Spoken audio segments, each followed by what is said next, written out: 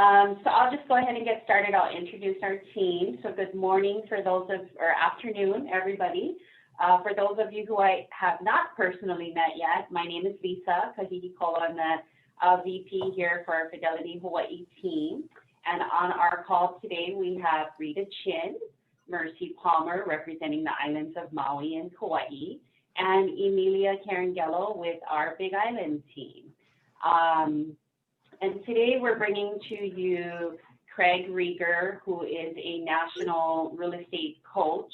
We've heard phenomenal things about him, and we've been able to partner with him today in providing value back to our local real estate agents. So really thank your sales executives after the call. They have personally invited you to join us because they want to continue to partner with you and continue to invest in you and your business and your growth for a long-term partnership with Fidelity, of course. And then I just want to quickly just give you some highlights from yesterday. Yesterday we did the same mastermind event. It's strictly just for an hour. And a lot of the agents, they wanted to just really talk about things like what are some systems that are being used in today's real estate world. How do you obtain more listings? Craig has a class or a program that's how to obtain 90 listing in 90 days. So yesterday he shared some really valuable tips and ideas on that. So he just dives right into that. And a lot of different lead generating and prospecting. So I'm going to let them go ahead and take the lead and get started so that we can get you guys poured into a lot of the value that he has. And if you guys have any questions, you can also use the chat box too. So I'm going to pass it on to Katie. Hey guys, thank you so much. Yeah, Lisa reached out. She's an amazing leader in your community. I can already see that working with her. And she said she wanted to bring the best for you guys. So we brought in Craig Rieger for you. And yesterday was a great class. We just want to set this off with, we are here for you guys. So anything that you guys want to participate, questions, like the more the better. We love your cameras on. We love you guys asking questions. Craig's team sold over 120 million out of Portland. He is a multi-owner of multiple real estate offices, all ranked #1 where they were located. He actually just recently sold them all to start a coaching company. So he'll go more into some of his amazing stats that as they kind of play throughout. But he's the master of it all. He knows how to sell really well, grow great teams. We want to have a really high level, fast conversation so we can cover a lot of ground. But again, customized for you. So ask the questions, nothing big or small. So if you guys don't mind, let's just start off to make sure that you know how to use your little keyboard there. Can you guys type in your favorite breakfast joint so we can start the chat going and we can break the ice there? Or what you had for breakfast. Yeah, or breakfast place. So our next visit, I do a lot of traveling to the islands, so that'd be amazing to know where to have breakfast with my family. Thank you, Maui. Thank you, Dave. All right, well, Katie, you look amazing today. Thank you. Just for you guys.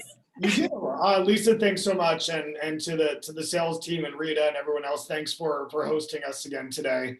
I'm not going to bore you with my stats, but I'll give a couple. And one of my favorite mentors, a gentleman said, I get to stand in front of you because I've screwed up the most, right? The reason I get to stand here today is because I've made the most mistakes. I have train wrecked the hardest. And somewhere through that journey, I've managed to keep getting back up and to find tremendous success amidst all of those mistakes that I made. And that's really how I approach coaching, is that we've been doing it a long time, as Katie shared, until about a year and a half ago. We had 5 offices throughout Oregon, 1 in Northern California. I had about 1,000 agents working for me. We're closing just over $2.5 billion in sales volume. And I sold all of those companies for one specific reason. My true passion is coaching. And although I had 1,000 agents at my company, there's 1.5 million agents in America. And I wanted to open up to a bigger audience that we can get in front of. I value your time at a very high level. You know, even today is just 1 hour. It's a Friday. You've got escrows, you've got buyers, you've got a listing you probably need to go and get, you've got family, friends, you've got surfing, you have all sorts of cool things in your world. And the fact that you're willing to take 1 hour out of your busy day, to spend with Katie and I, we do value that. And so our goal is at 1 hour, or now 53 minutes from today, we're going to give you a couple things that you can potentially bring into your business that will help you be more successful tomorrow. Our goal is to potentially give you a couple of things that we can bring into our mind and how we perceive the business we're in, or how we're feeling, or how we're inspired, that will potentially help you go and do more business tomorrow. So with that said, we'll get started. I guess one other thing I'll say that's unique about Rieger Coaching is all of my coaches and I are still in production. So although I have a very large real estate team, and as Katie shared, they do sell a tremendous amount of homes, I personally still take 1 or 2 listings a month. I'm still engaged in the business, as are my coaches. And the reason I share that before we start is we're in this together. I mean, truly, like, holy moly, it was an election year. No matter what side of the fence you're on, that was kind of wild. We had a worldwide pandemic. Here in Portland, Oregon, and in California, we had fires that shut down our city for 2 weeks this last summer. Like, it has been a crazy world. And the fact that myself and my agents are pivoting, shifting, adapting to everything going on, and still trying to give the highest level of value to our clients, and still trying to keep our productivity at the highest level, I think that's important. So I start this with sharing with you, like, I do the same thing all of you do every single day, at least for a few hours a day. And then the rest of the day, I run a coaching company and a brokerage. So let's dive in. Katie, thank you for getting people started with chats. I'm going to do a much better job if you all ask questions. Like, I could talk for 7 hours. I mean, there's a lot of classes I do that are 7 or 8 hours. I will share with Zoom, it's not the same because it can get really boring staring at a computer for 7 or 8 hours, but I can do it. I've got 50 minutes left, and I prefer to talk about what you guys want to talk about. So if you've got questions, unmute yourself, shout it out, type in the chat bar, and Katie will apprise me of it. And in between that, I've got a couple slides I want to share with you, and we'll start with that. Katie, can you do a little dance or something while I get started?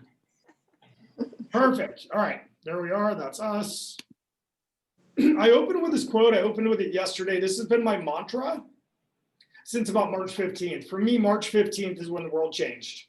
I was at my daughter's basketball game. She was in 8th grade. It was her first playoff game after a great season of basketball. And as we're sitting there, there's a group of my buddies, the other parents, and we're looking at our phone. It's like, the NBA just shut down because of COVID. Like, they literally just walked out of the games. I'm like, wow, the world is definitely changed as of this moment. When professional sports teams walk off the court, and we know what's happened since then. And this quote from the book Good to Great, Jim Collins, if you haven't read it, I highly recommend it, has been our mantra through the pandemic and into so far the first 22 days of this year. Greatness is not a function of circumstance. Ladies and gentlemen, we had a lot of circumstances in the last year. We always have circumstances. By the way, Jim didn't write this book the day after the pandemic. Jim wrote this book years ago. We have circumstances. We have buyers that get buyer's remorse. We have appraisals that come in low. We have home inspections that turn out terrible. We have sellers that change their mind after we bring them a spectacular offer and they don't want to sell their house anymore. Not when we're working with amazing Fidelity National Title. That's my daughter, fantastic. But occasionally we have issues with title companies. I mean, there's so many things that come at us, and those are called circumstances. We have family and friends that get sick. There's circumstances everywhere. And this last year, there's been more circumstances for many of us than ever before. So I love when Jim says greatness is not a function of circumstance. Well, thank goodness, because we've had a ton of them. Greatness, it turns out, is largely a matter of conscious choice and discipline. I'm looking at your market stats. I've got both islands. You guys are in a very robust market. Values are up depending on what part of the island you're on, or which island you're on, or whether you're single family residential or condo. I mean, values are up 7 to 11% in the last 12 months. That's an insanely good market. What is our conscious choice to go and get more listings when inventory is low? What is our conscious choice to help our client win in a multiple offer situation? And what is our discipline to do the activities that we know we should be doing? right? And what I love about Lisa and her sales team, she's like, Craig, I'm bringing you guys the best. Like, we're not opening this up to like everybody on the island. We're going to work with the best clients that we're in business with, or the best folks that we know on the islands. We're going to invite them to your mastermind. So thank you, Lisa and team, for doing that. So I know you're busy. I know you're successful. And I know you know what you should do each day to be even more successful. But unfortunately, for most of us, myself included, many days I lack the discipline to continuously, over a long period of time, to do the right activities I should do that will ensure I'm successful. Which is why, and some of you might relate to this, most real estate agents' businesses go like this. I get a ton of business, I'm super overwhelmed, I'm super maxed out, I'm up into late hours of the evening, like doing the paperwork or the transactional side from all the business I did that day. And the next day I'm hitting the ground and I'm repeating that process over and over and over. And then what turns out is we wake up in a few months and we've closed all those transactions. We've opened and worked through all those escrows. And we wake up and we're kind of out of business. And the reason we're kind of out of business is because we're so busy working on the business. We call that the busyness of the business, that we forgot to have the discipline for at least 30 minutes a day, 20 minutes a day, 1 hour a day to do those right activities we should be doing that will ensure our business stays consistent. We're going to talk a lot about that today. This is a fundamental piece of RCC coaching. As I shared on yesterday's mastermind, I wish it was something they taught in real estate school. I don't think they ever will, but it's something that I find even the most experienced, the most successful, whatever that is, the most accomplished agents we coach with around the country, when I go through the org chart with them, I'm like, oh man, like that makes sense. I didn't realize where I was spending my time. So to quickly run through it with you, we've got the CEO. Every one of you gets to decide, do you work with the best title company on the island? Well, of course you do, Fidelity National Title. Every one of you gets to decide, hey, do I take an hour out of my day? Do I hang out with Craig Rieger today, or do I do some other activity? Every one of you gets to decide, do I buy Zillow leads? Do I have a sophisticated touch campaign to stay in touch and communicate with my past clients, my family, and friends? And by the way, that's called being the CEO of your company. And only the CEO can make that decision. The next role that every single agent in America has is their listing agent. That is a vastly different role than being the CEO. The listing agent is what we call here RCC, it's being the surgeon. So if I'm looking at, for example, Maui, the average sales price of a single family residential home is $800,000. So I think I could go out on a limb and say, okay, well, the average commission on that $800,000 home is probably a solid $16,000.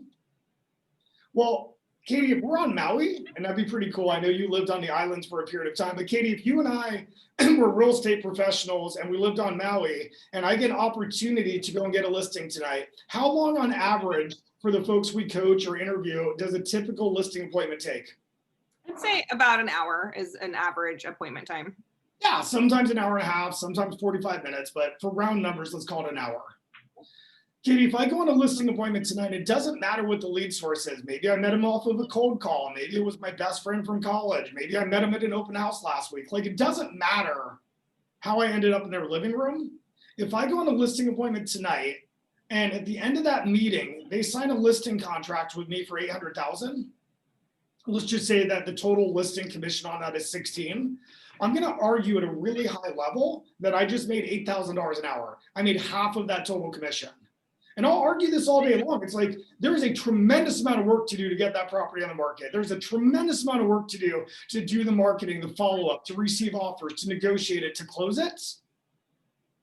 But let's be really clear, none of that work matters. Like, it's zero unless we do the first job, which is getting the listing contract signed. And that's why in my world, it's worth half the commission, $8,000. And that's why at RCC, we call that being the surgeon of the business. It is the most leveraged and the highest dollar per hour job in real estate anywhere in the country, period, being the listing agent. Now, Katie, if I take that listing and we just round up to $8,000 an hour and I drive back to my office or I drive to my home office and I start making flyers, or maybe I've got to call a stager, or maybe I've got to turn paperwork into my brokerage, or, right? There's a million jobs afterwards. What is that typically worth an hour? Well, you just went from listing to admin work. So all over the country, the average is $25 to $35 for an admin. 17 to 35 bucks an hour, depending on the skill set, the experience. Right. By the way, we call the admin the nurses. Every great surgeon has a team of nurses that help take care of the patient. Yes or no? It just is. It's a different job. It's a very, very important job. Nurses are amazing, as we've seen through COVID and things they do, and it's incredible. But it's a very different job than being a surgeon. And let's be clear, it pays at a very different dollar per hour. So isn't it a weird business we're in that we can go from making $8,000 an hour to driving back to our office, and then we're doing the admin of our work and it's paying $35 an hour? And I want to pause here and say, no way, shape, or form am I saying start a team or RCC is team. I don't care if you ever have a team. What I do care about is that you are really aware every minute of the day that you work of where you're spending your time. Where do you want to spend your time? Because for most of us, not all of us, but most of us, I would much rather be signing listing contracts or negotiating offers for my sellers than turning in paperwork to my brokerage at 9 p.m. at night. Is that fair? So number one, where do I spend my time? Number two, where do I want to spend my time? And number three, what is the dollar hour return of where I spend my time? And the reason I'm camping on this, and I promise, and Lisa knows because she spent yesterday with us, I'll get into some strategies of how to get more business that I believe will be helpful for you. But before I do that, I really focus on what are our jobs? Are we aware of our jobs at this level, dollar per hour level, and where do we spend our time? Buyer's agent, of course, that's a critical job. But being a buyer's agent to me is helping my clients win in a multiple offer situation. Excuse me. Being a buyer's agent to me is if the house is overpriced, helping my clients get it at a fair price. Buyer's agent, a high level, a surgery level, probably worth $1,000, $1,500 an hour. Opening doors, showing agent, different role. Opening doors at a really high level. Answering questions or researching the buyer's questions and giving them intelligent answers, $100 an hour.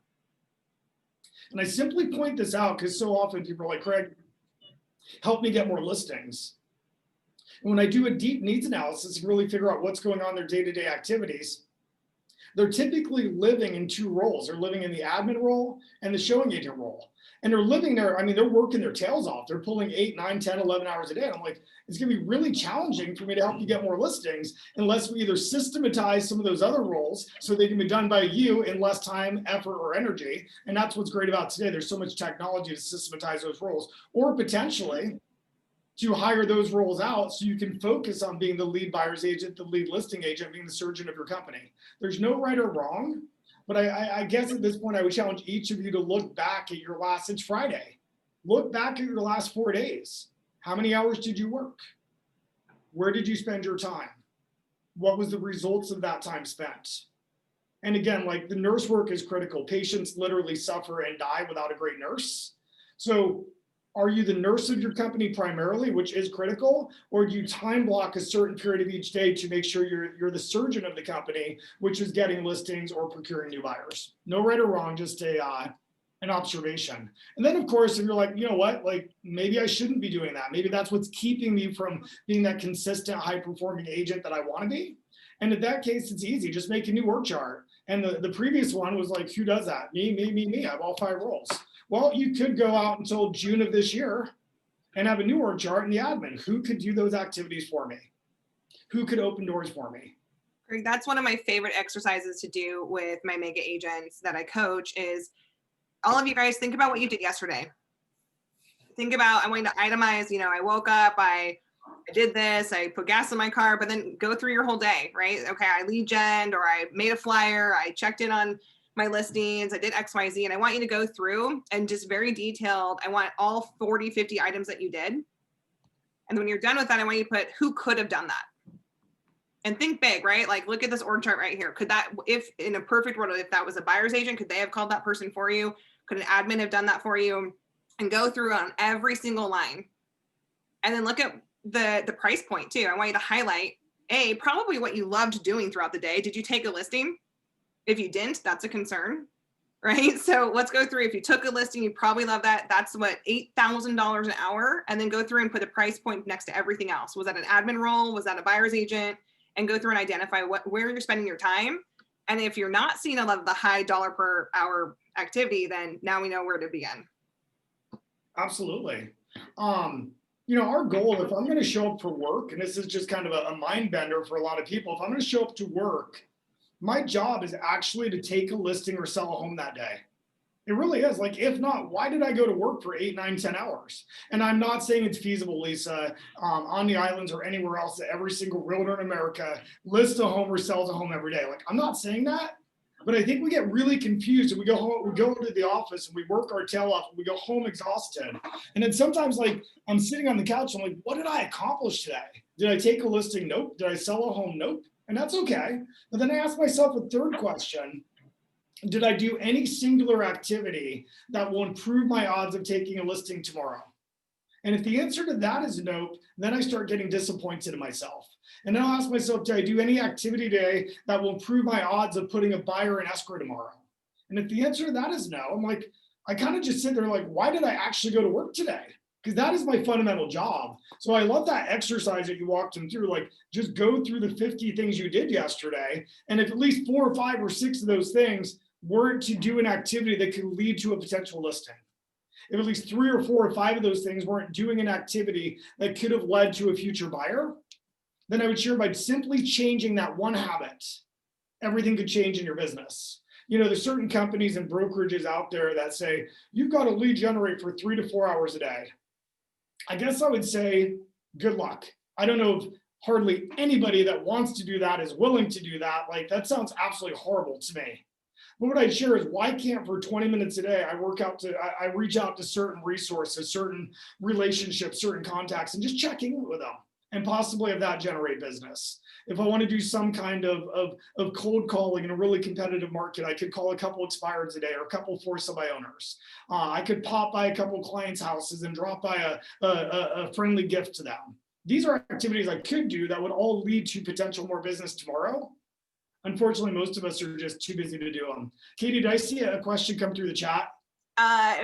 Yes. And, you've done this exercise. I've done it myself, where you can take this exercise to your personal level and go throughout your day. And after having a baby, that was actually really important to me, of finding out where are you spending your time and where you be most efficient.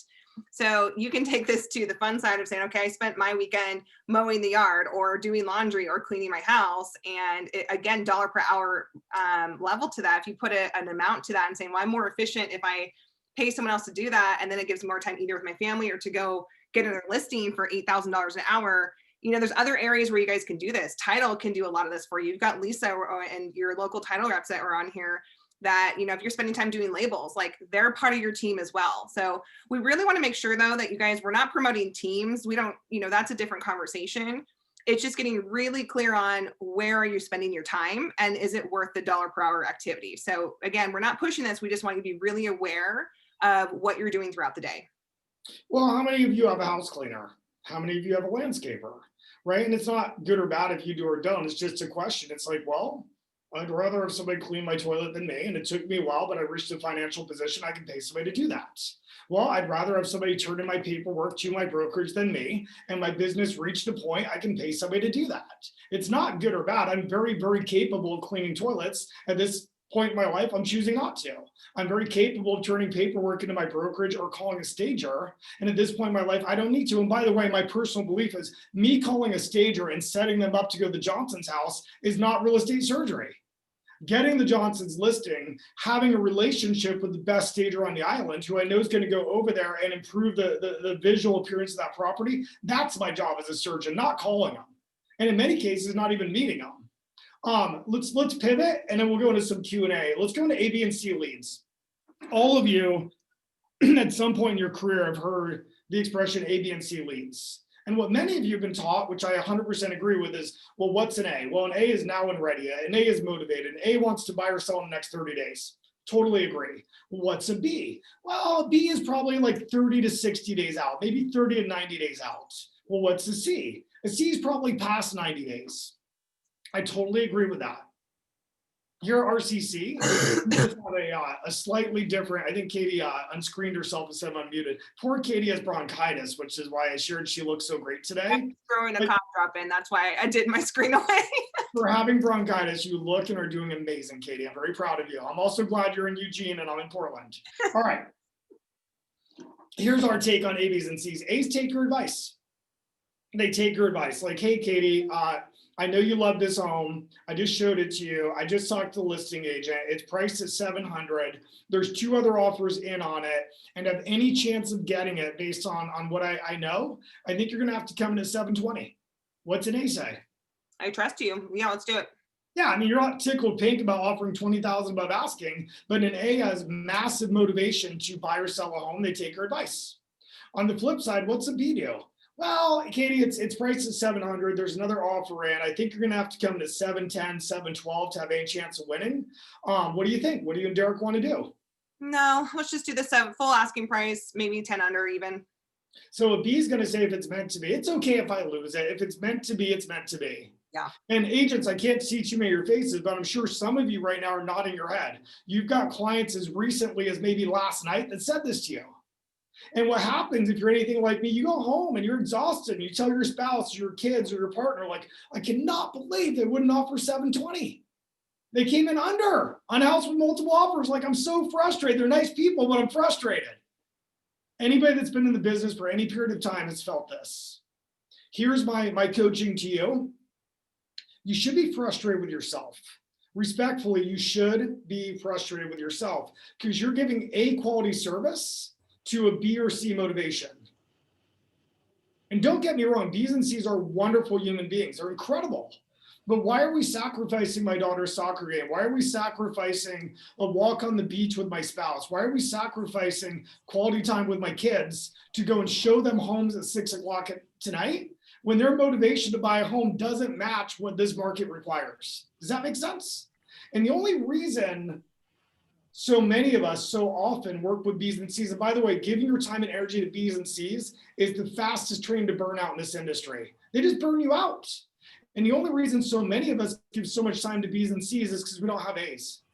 And the only reason we don't have A's, Katie, is because for some period of each day or some period of each week, we should wake up and do some activity that attracts A, B's, and C's into our world. And in the B's and C's, if we go to the next slide, oh, it's over here. I've got it blocked. If you go to the left, the B's and C's go in that funnel. They just do. We stay in communication. We give them value. We apprise them of the market. We let them know if we see a good deal coming on board. We build a relationship and we stay in touch with the B's and C's. But what we don't do is put them in our car. What we don't do is put a sign up in front of your house. And that's a really scary thing to do because for so many of us, it's the only client that we procured that week and we don't have the guts to put them in a funnel. We feel like we have to go and show them homes because we're afraid we're going to lose them. But the reality is, if we go back to the formula, the model, if every single day for 20 minutes a day, I wake up and look for A, B's, and C's, I'm never afraid to put a B or C in the funnel. Because even if one of those turkeys jumps out of the funnel, it doesn't really matter because tomorrow I'm going to refill it with more A, B's, and C's. And then the A's are really simple. I put them in my car. They're going to try their best to win in competitive situations. The A's are going to take my advice on where they should list their property. The A's are going to take my advice on what staging or work they might want to do their property. And the B's and C's go in the funnel. It's really that simple and it truly works. You know, I think this is where accountability comes in because I don't care what level you're at. If you're selling, 100 homes to 10 homes a year, we're all guilty of falling into that habit. Right. We all get that buyer that we just love showing homes to, or we have a connection with, or it's our friend or a cousin, or just, again, scarcity mindset. You might just say, I don't have enough A's. So you just keep pouring into this B or C saying like, eventually they're going to close something. We're all guilty of that. And I think that having a coach or that accountability partner is massive because no matter how skilled you are, you can slip into that habit. So weekly, if someone's saying, is this client an A or B? And if they're not an A, go get more A's. Like it's hard to kind of have that third perspective to say, you know what, I need to stop putting this person in my car. I need to stop spending time on this listing. I need to go get a different one. So it's a constant reminder. And I think that's really hard for people to admit because they need to go get more business. They don't want to do the activity that is hard. Go get more listings. Well, in our market, Katie, a B seller would say, well, Craig, a lot of buyers are transferring to Oregon from California. So why don't you do a bunch of marketing in San Francisco? Like, that's what a B seller says. I'm like, lower your price. And they're like, no, you need to do more marketing. I'm like, ladies and gentlemen, there's something called the internet. I guarantee anyone in San Francisco looking at Portland, Oregon can quickly see your houses for sale. And guess what? They don't want to buy it because unfortunately it's overpriced. But that's what a B seller says. They want you to spend more time or money on it because they're not motivated. I want to camp on this and I'll go to Q&A. We're doing perfect on time. Mega agents that we interview around the country, Katie, have three main legs of business. And by the way, it never adds up to like 33% sphere, 33% past clients. It's never equal, right. But there's historically, when I interview the top agents in the country or on the islands, it's into three groups.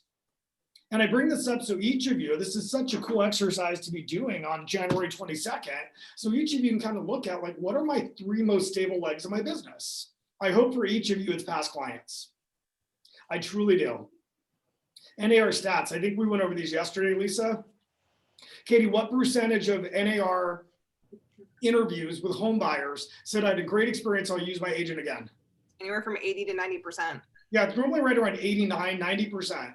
As an industry, 9 out of 10 home buyers nationwide said I had a great experience, I'll use my agent again. What percentage of consumers will use the same agent on their next transaction? It drops down to like 15%. That's about 10 to 17 year by year. Ladies and gentlemen, how the heck do we go from 9 out of 10 people saying you're awesome, I'll use you again, to 1 out of 2 out of 10 actually use us again? What happened?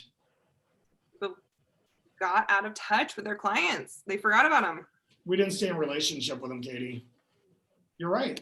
And if I go back a couple slides and we look at this, whose job is it to stay in touch with our clients? Is it the lead listing agent, the surgeon? Say no. Is it the buyer's agent? Say no. Believe it or not, it's the admin.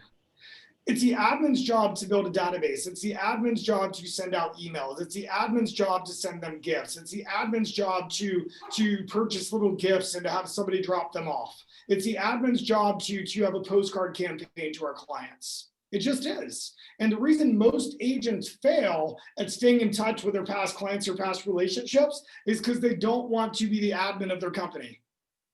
They're only forced to be the admin at certain points, like putting it in the multiple listing, turning into their brokerage, calling a stager. There's certain admin responsibilities we just can't get away from. And there's other admin responsibilities we know we're supposed to do, but we don't like being our own admin. We went into real estate because we love people. We went into real estate because we love houses. We went into real estate because we love negotiating. Most of us didn't go into real estate because we love staring at a computer for an hour a day, inputting contact info into it, and reaching out to our clients twice a month to remind them, hey, when you think real estate in Maui, think of me. Most of us don't go into real estate for that, but that's the number one thing we could be doing to do more business. Does that make sense? I'm sorry, repeat that. That is the number one thing we should be doing in order to keep growing our business. Without question. I mean, if you think of holding open houses, or if you think of prospecting, what's the purpose of an open house? I'm going to go to a stranger's home. I'm going to hope other strangers come through. I'm going to hope those strangers like me and give me their contact info. And I'm going to hope those strangers buy or sell a house for me. Yes or no? Is that not the premise of an open house? That's it. And don't get me wrong, like there's a tremendous amount of business to get through opens, but at the simplest form, that is the premise of an open house. Yeah, we've got this client we sold a house to 6 months ago. We killed it for them. We gave them exceptional service. And it's been 6 months and they've only heard from us one time. Where should we be getting our business from? Probably that client we closed 6 months ago, we did an exceptional job for. So anyways, you look at this pie chart, I hope for each of you that your number one source of business is past clients, family, friends, referrals. And then the aha I'd like you to take away is, what are your other sources? Is it prospecting? Is it sphere? Is it internet leads you buy? For my team a couple of years ago, it was open houses. Last year it was not open houses because we have done one open house in the last 9 months. So open houses is clearly a leg we lost. What did we have to pivot and do different to not lose business and to find a new revenue stream for myself and my team? Well, we don't love it, but we chose to do more prospecting this year. Well, and like you said, there's nothing right or wrong about where your business comes from. And I don't want someone to be turned off by saying like, oh, well, I do FISBOs. And so I hate this guy already because he's saying we have to get it from past fee or clients. We just want you to, again, be educated on efficiency of where to go and get business. And everyone always asks us, where do we get more business? And what's affordable, what's easier? And just so you know, Craig, bring that back, that chart, is that just for reference, your database is at a 6-to-1 conversion rate. If they already know you, then they're free because they already know you. So you don't have to go and pay for that lead. And it's a 6-to-1 conversion rate if you stay in touch with them on a consistent basis. Say that again, Katie. Wait, you just said that. It's a 6-to-1 conversion. So in other words, for every 6 people in your database over the course of a year, you can sell 1 home because of those 6. If you do what? If you stay in touch with them consistently. And what does consistently look like to you? How many times a year? About every week and a half to 2 weeks. Yeah, I'd say about two times a month would do it, 24 times a year. Yep. Minimum. I bought a pair of shoes from Nordstrom online about 7 months ago. First time I bought shoes online from Nordstrom. Guess how often Nordstrom emails me? So many times. Every single day. Nordstrom has a 365 touch campaign. Most real estate agents have a 1 or 2 or 3 times a year touch campaign. So, it's if you stay in touch when there's a lot of business. And Katie, I love for sale by owners. Yep. If I moved to Maui tomorrow and I didn't know a single soul, except for now a couple of you and my friend Lisa, I would chase for sale by owners every single day for the first 6 months. But guess what? After I got in a relationship with them, after I sold their home, I'd put them in a database. And then after I closed their home, I would stay in communication with them. And I would build a referral network from those people I met as for sale by owners. Does that make sense? Yep. And just for reference, so people understand too, because now I told you the ratio of that. If you don't know someone, so you had to go pay for them, you have to build a relationship with them. That typically takes about a year. So I had to pay for it and build a year-long relationship of staying in touch with them. That's a 50-to-1 ratio. So again, not right or wrong. I actually hate people. Like, I would love to pay for leads all day long and just cold call all day long. Like, that is my dream. Like, I'm willing to pay for that and have a different conversion rate, to have a quantity over quality. And if you are tight on funds, you did get hit with COVID this year, you want to start building your business faster, because again, that took a year long to do cold calling, right? So if you want to go faster, cheaper, and easier, start working on your database. Simple as that. So great. Yeah. Let's talk about how to get more listings. You've got some great scripts and creative ways that our team and your team have come up with during COVID, without being able to do open houses, without being able to be in front of people as often as we would hope to right now. How did your team grow to get so many listings this year? Well, believe it or not, I've actually shared a couple already. Number one is knowing where we spend our time. That's why I brought up the organizational chart. That's why I brought up the database and whose job is at the admin. So this is a true story. And I offered it to Lisa yesterday, and Katie, you hopefully sent it, is my team sent out an email on like Friday to our database. And we talked about the low inventory. We talked about how it's January and I've never seen inventory this low in Portland, Oregon. It's like a couple paragraphs we sent to our database. By Monday, we set 3 listing appointments of people in my database responding back saying, well, Craig, I was going to wait till like March or April, but based on you sharing what's happening in the market today, maybe we should get together this week. So number one is actually touching our database, sharing with them what's going on in the market on a consistent basis. One email has already given me 3 listing appointments in the last 7 days, but it's using it, or it's spending my time in the right places. A second strategy that we're using quite a bit right now is we're calling up folks that were on the market a couple years ago. So this is the flat out prospecting. It's not sexy, it's not fun, but we are listing a bunch of houses from it. So, Dave, I know you typed something in earlier. I don't know if you're still there or somebody else, but if I'm on Maui or the Big Island, and let's just say a property was worth, well, on Maui, the average sales price is $800 as of this week. On the Big Island, the average sales price is $410. I do recognize that there's 2 sides of the island, so it's vastly different. But regardless, 2 years ago, what was an $800,000 house worth on Maui? According to the stats that Miss Lisa sent me, they've gone up just 7% this year. That's $56,000 just this year on average. A property on Maui has gone up. So maybe it went up another $56,000 a year before. So it might be safe to say if you own a house on Maui, in the last 24 months, it's gone up 75 to 100. Is that fair? Possible? Sure. I see Lisa nodding her head. So Katie, one of the activities we'll do is we'll find all the people that were on the market in 2018. Ring, ring, Katie. Hello. Hi, Katie. This is Craig Rieger. I'm with ABC Realty here on Maui. How are you? Oh, you're a realtor. What do you want? Thank you. Well, you don't know me. The reason I'm calling is I've got good news for you. I saw you were trying to sell your house way back in 2018. Did you ever sell your home? No buyers. Really good news. You failed to sell. You had no buyers 2 years ago. I think your house has gone up in value 50 to 100,000 in the last 2 years. If I could get you 50 to $100,000 more than you failed to get 2 years ago, would you consider selling this spring? Yeah, that sounds great. It's a pretty easy script.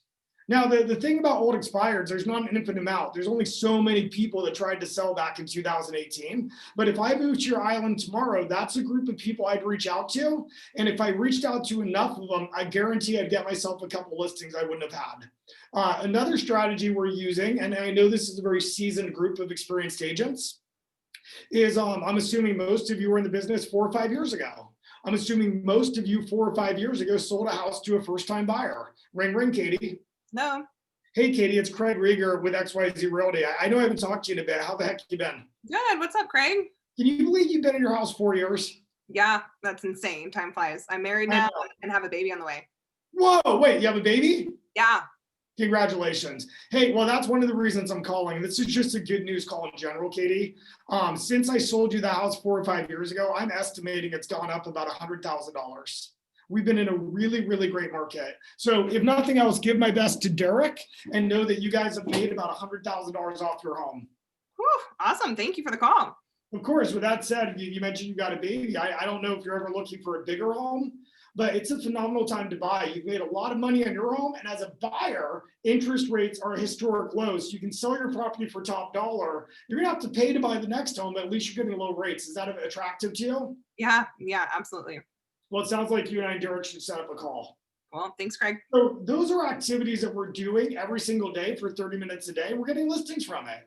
And by the way, both of those scripts, and those are scripts, those are what we call feel-good calls. What client that we sold a house to 4 or 5 years ago doesn't want to hear they've made 6 figures? And obviously your market might be different in Kona than it is in Maui. Like, I don't know, but your market. And those are stats that work for my market that I can confidently share. Let's go back to the admin role too, by the way. I hate pulling these stats. So if you have an admin, they can pull those stats for you every week so that when you have, let's say this week you're gonna call FSBOs, or this week you're gonna want a list of everyone who sold a house 5 years ago, they call the title company, they pull those from RedX, they do those things for you. Again, this is just about how are you spending your time, how to be more efficient, and then balance of life too. If I could knock that out without having to spend 4 hours of collecting that information, remembering what script to use, and that's on my desk Monday morning, and I can attack that, I'm out at noon going to appointments, and then I can be with my family by 3 o'clock. Absolutely. Another strategy we're using all through COVID, it's been extremely successful, is the letter. And we talked about this yesterday, right, Lisa? And this is something that title can help you with. So let's pretend every one of you tonight is going to go and sign a listing contract. How cool would that be? Congratulations. I know you're going to write Fidelity National Title down on that listing contract as a company choice to close it. So tonight you get a listing contract signed. You're wrapping up with the seller. And here's a technique I can give you that I guarantee will give you more listings with very little work. So Katie, let's pretend in this scenario, you're the seller, I'm the agent. Sound good? Yep. So you've just signed contracts. Katie, I'm so excited to represent you and Derek. I'm really excited for you to get our house on the market. We talked about the whole process. Can I ask you guys for some help to help me get you the most amount of offers, which of course gives you the most amount of money? Yeah, of course. Katie, would you agree that it's not uncommon the buyer of your home is going to come from your neighborhood? And what I mean by that, there might be somebody living 11 houses down that has always wanted your house. There might be somebody 13 houses down and they've got a sister and they really want their sister to live on the same street. There might be somebody 4 doors across and they've really wanted their daughter and their grandkids to move in next to them. It is not uncommon in real estate that the buyer will come from the neighborhood. Is that fair? Yeah, that makes sense. So Katie, I want to work with my good friends at Fidelity National Title, and I want to market to them right away before we get on the market. I want to let the entire neighborhood know that your house is coming up for sale. Is that cool? Okay. Yeah, that's awesome. Okay, but here's where I need your help. If I just send them another stupid realtor advertising, like for sale, like they're going to look at it, but they're going to throw it away. Yep. So here's where I need your help. I want to send 100 letters to your neighborhood. And here's what the letters are going to say. They're going to come from you, but I'm going to write them. I'm going to pay for them. But here's where I need your permission. I want to put your name on it. When they open their mailbox, I want it to show your return address.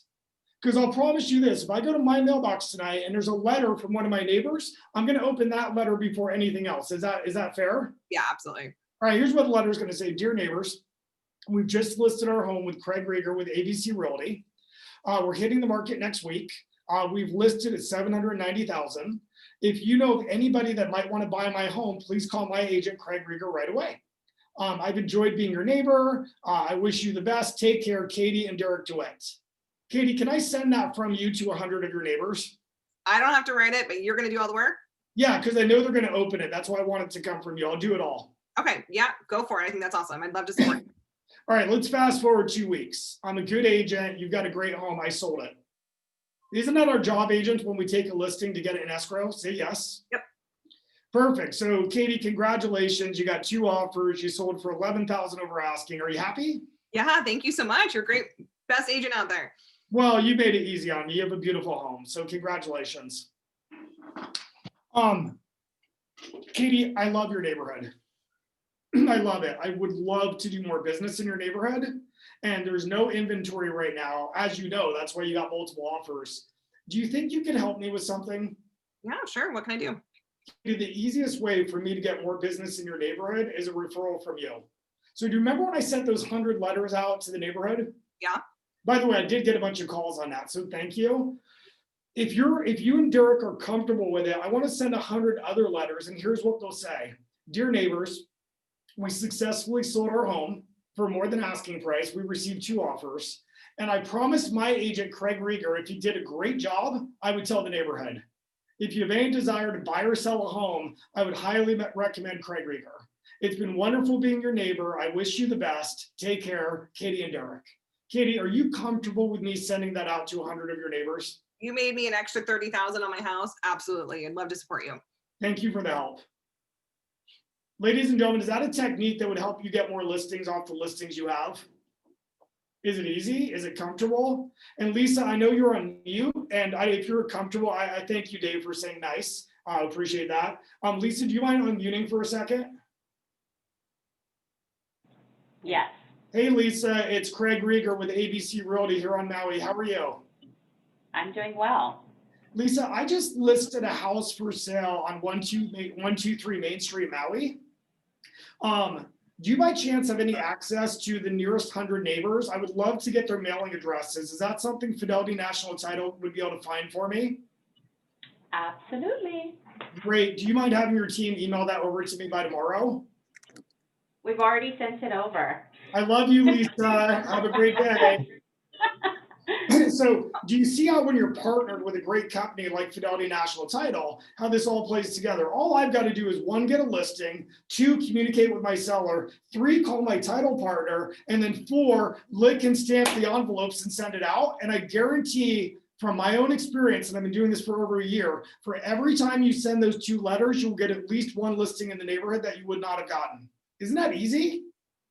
So we hear these things like go door knocking. Well, I don't want anybody knocking on my door with COVID. We hear these things like do open houses. Well, a lot of people, either it's state mandated you can't do opens like here in Portland, Oregon, or even if you can do them, you and or the clients are not comfortable doing opens. So let's do the next best thing and let's let the neighborhood know from the seller who you are and how good you are.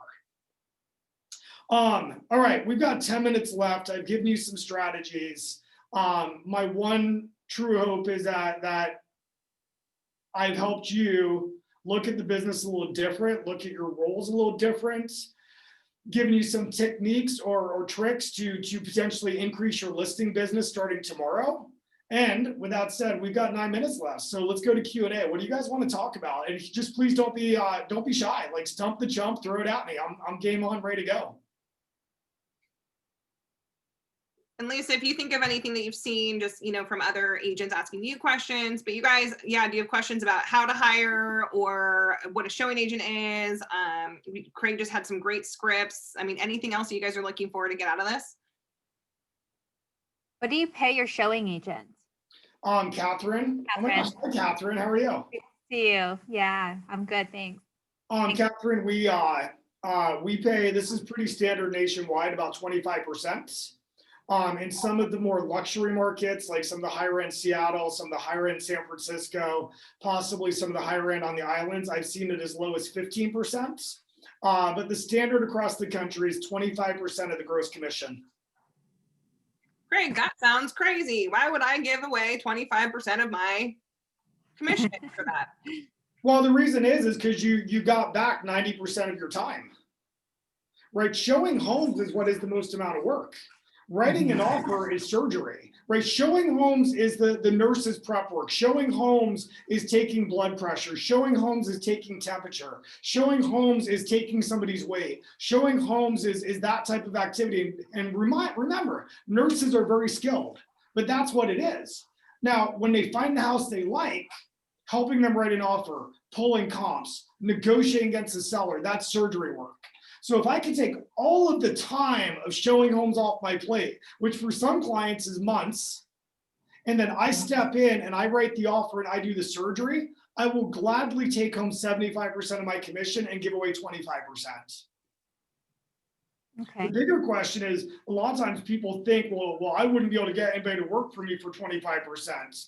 Yeah, you will, Catherine. I'm not saying you would say that, but I would say yes, you will, because the reason that you don't have more buyers, my dear, is because you are so busy out showing homes that you don't have time to find more buyers.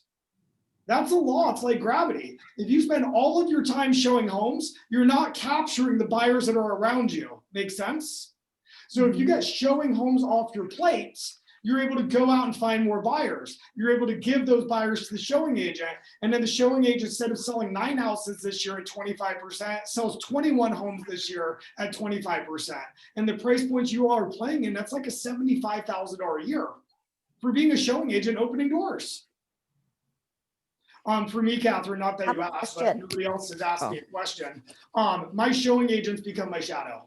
So in other words, if I write an offer, they're sitting next to me. If I'm negotiating against a seller, they're sitting next to me. Because my number one goal is to never keep somebody in the showing agent role. It's to teach them everything I know.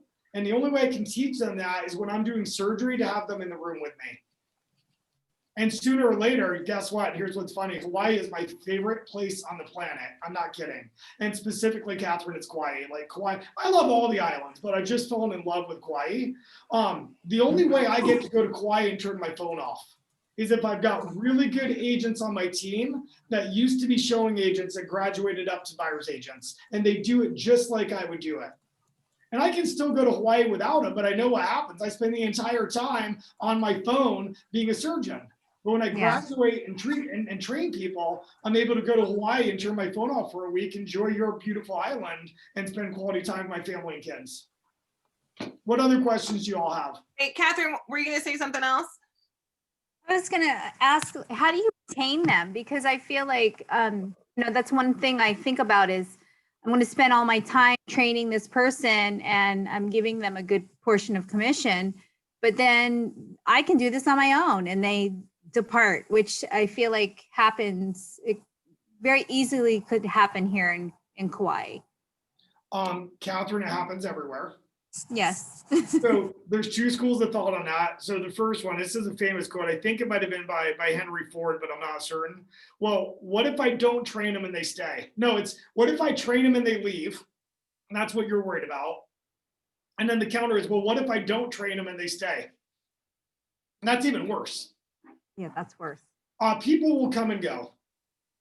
If we really take care of people, if we really invest in them, if we really help provide them with a bigger life. I look at my personal sales team and I've got multiple people on my team that purchased houses last year. I've got one team member who purchased her first investment property.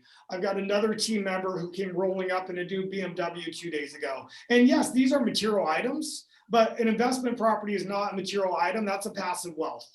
And because of us and our coaching and the hard work they put in, We're helping them reach their lifetime goals. I mean, Katie, you could leave me in a second. You could go and you actually own real estate brokerages. There's no reason you need me in your life. Is that fair?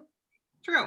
I mean, I'm serious. Like, Katie is a mega talent. Like, you don't need to be attached to me to go and conquer the world. Like, you are really, really good at what you do. So why do you stay with me? And Catherine, I think that's just it. It's culture. It's the opportunity. Craig has taken me in from when I was 26 years old and put me as a CEO. And now from that making 60,000 a year to now I own companies. I have multiple rentals. The list goes on. I coach now. I run this company. The more he puts into me, the more that I see the value of staying with him, and his world becomes bigger. My world becomes bigger. What I'm doing obviously is giving back to him as well. So it's, and again, going back to your original question, you pulled a new agent, assumingly as a showing agent, you grew them, you mentored them, and now they have their own clients and now they're a buyer's agent. What's the next step for them? Then they could be the lead buyer's agent and listing agent on your team. Now they could be direct ops. Now they can have rental properties. Like, keep pouring into these people. And even on such a high level with Craig, again, 7 years ago, like, from nothing, and I'm still with him and supporting him and making him millions, and I get a portion of that as well. So well, there's an example of that. So if you're successful as a showing agent, it means you sold a ton of homes, right? That's the definition of success, is you sold a ton of homes. So Catherine, if somebody's on your team and sells a ton of homes, you make a lot of extra money. Nod your head and say yes. So here's what I would say is go and buy a rental property with the money they made you. Let me repeat that. Go and buy a rental property with the money they made you, and then call them up. Katie, thank you for selling 27 houses last year. Thank you. Because of the 27 houses you sold, I just bought a rental property. Good for you, Craig. As a thank you to you, Katie, I want to give you 15% of it. Okay. So Katie, every single month I get a check, you'll get 15% of the profit. If you stay with me for 5 more years, I will vest 15% of the house into your name for life. So that's how we keep really good people, Catherine. Does that make sense? Yeah, incentivize them for sure. Yeah, it's like if they make you rich, go and buy stuff with their money and give it back to them. If they don't make you rich, they weren't very good at their job. Get rid of them. Sorry, but that's just a reality. Any suggestions for agents for social media or email newsletter marketing? Mercy, like, not really. Like the one you'll use every day. They're all good. There's Happy Grasshopper, there's Sync, there's Constant Contact, there's Follow Up Boss, there's Boomtown, there's 100 different sites that will do that for you. And what I know is 100 for agents that each have one of those sites, and none of them work yet.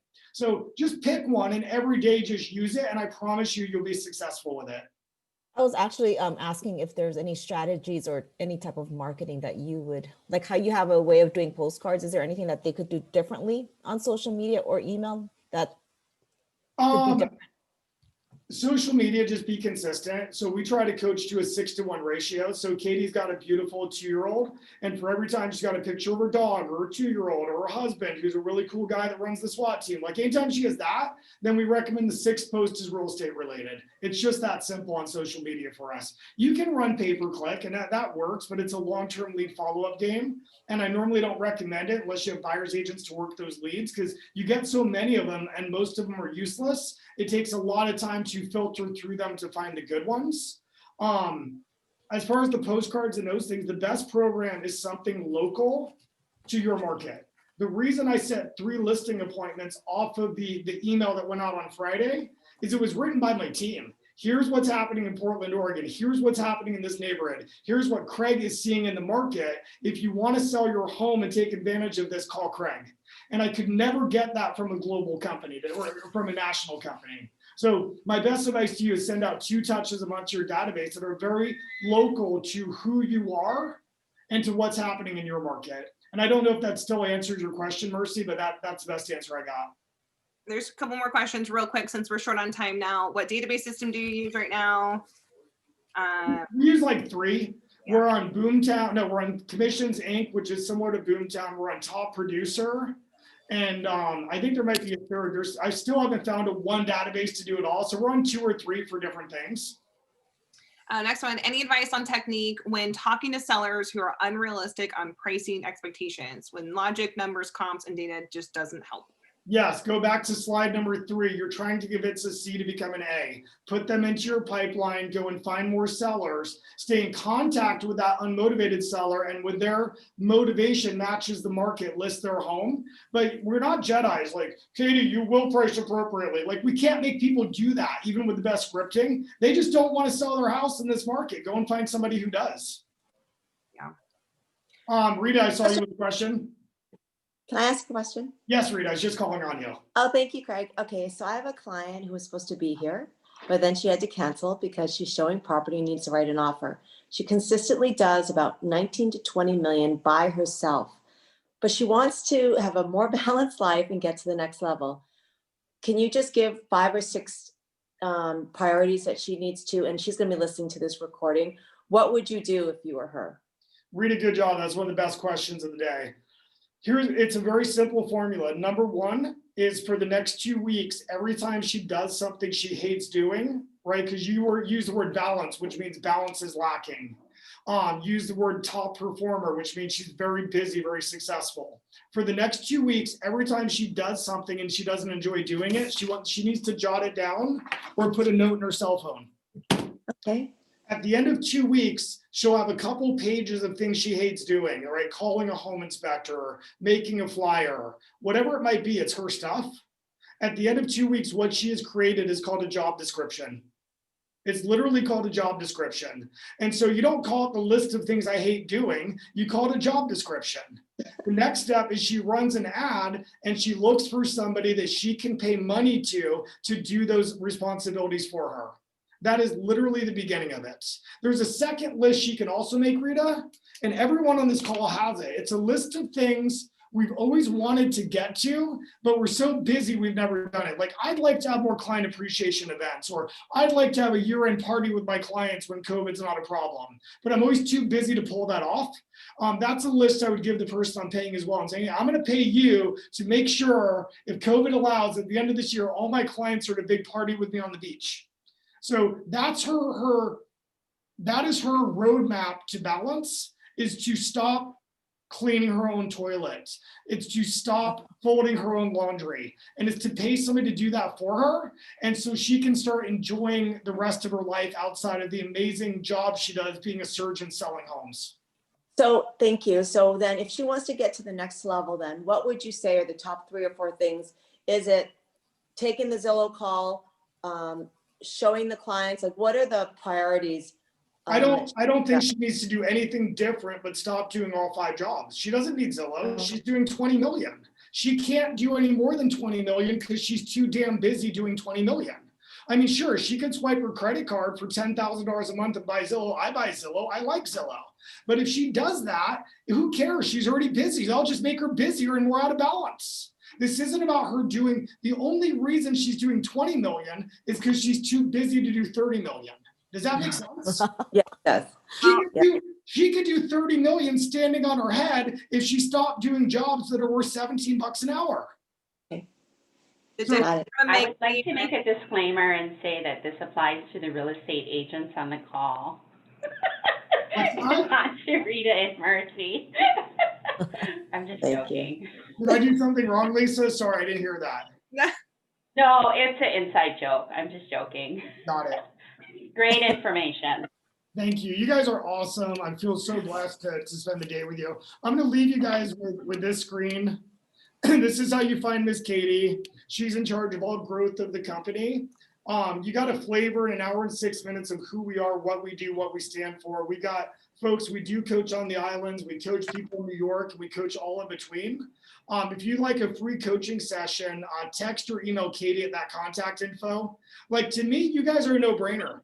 If your average sales price is $800,000 and your average commission is $16,000 to $20,000, and my company's coaching costs $12,000 a year, if we help you sell one more home, you're already profitable.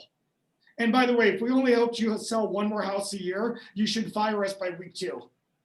So that's kind of who we are, what we do. Katie, anything you want to add? And we'll let these fine folks go. Yeah, you guys, make sure that's my personal cell phone. So feel free to text and call. I do want to just say one thing about our coaching. What you just saw Craig do that last like 3 minutes. So thank you, Rita, for for letting him demonstrate when he was like getting hot and getting and attacking, and that's our style. So it might weed out half of you, but we want to just say that we get straight to the point. We're He's the direct. key. Yes, we are aggressive, we're direct. There's just no time for BS. We want to make sure that we get to the root of the problem, and our coaches will hold you to that. So whatever you want to accomplish this year, I guarantee that you're going to accomplish more in 90 days with us than you probably will in the year, just because you have someone attacking those blind spots. And then we do a lot of teaching, the difference from coaching, teaching, saying, hey, here, use my contract, here, use this idea, hire someone this way. And it just goes really fast. So you have someone who has done it at a really high level, because all of our coaches run very successful teams. Our average production is 50 million for our coaches. So you could be getting someone above that. And so they are going through the exact same thing that you guys are living through with the pandemic, through the times, through the seasons. So you're getting someone who is actually relative to today. So our coaches are aggressive. Thank you guys so much for attending. If you guys have any questions or any material from the class, you can also text or email me for that as well. Awesome. Thank you, Katie, Lisa, Rita, Mercy, Amelia. And if I'm missing anybody, thank you for being incredible. Aloha. Have a great weekend and look forward to seeing you all soon. Take care. Thanks, you guys, Thank for having you. us. Thank you, Katie. Bye. Thank you. Bye. Bye.